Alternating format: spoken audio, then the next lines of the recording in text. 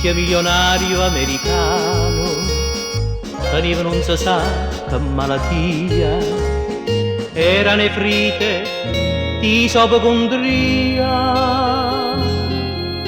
a scienza non sapeva indovinare,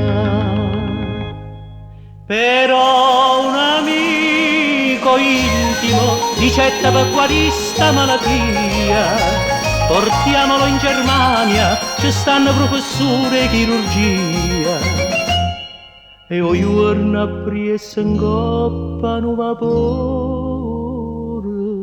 passa l'oceano, povero signore.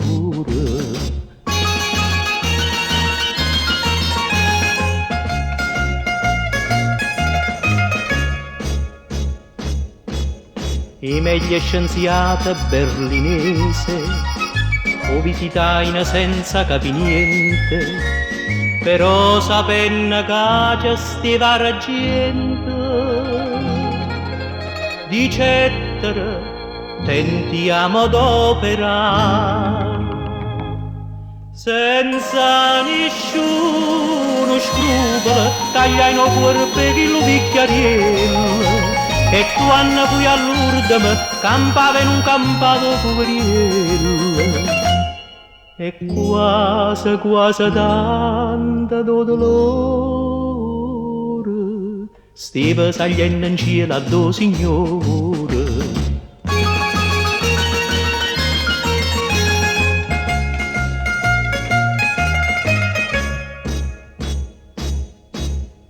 Ma Napoli vedenne sto vapore, casa portavo vecchie quasi morte, di certe favorite rindo porte, tenga una cosa che alla poggio va, pigliai un po' che vommene, con 25 grammi margellina, una pizza che fusillaga, io preparai una bella medicina.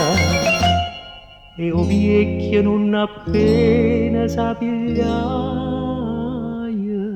tinta un quarto d'ora se sanaia. Che ste a ricette Napoli, non può che solo figa de combina, pure chi è morto subito, venendo a risuscita e cammina.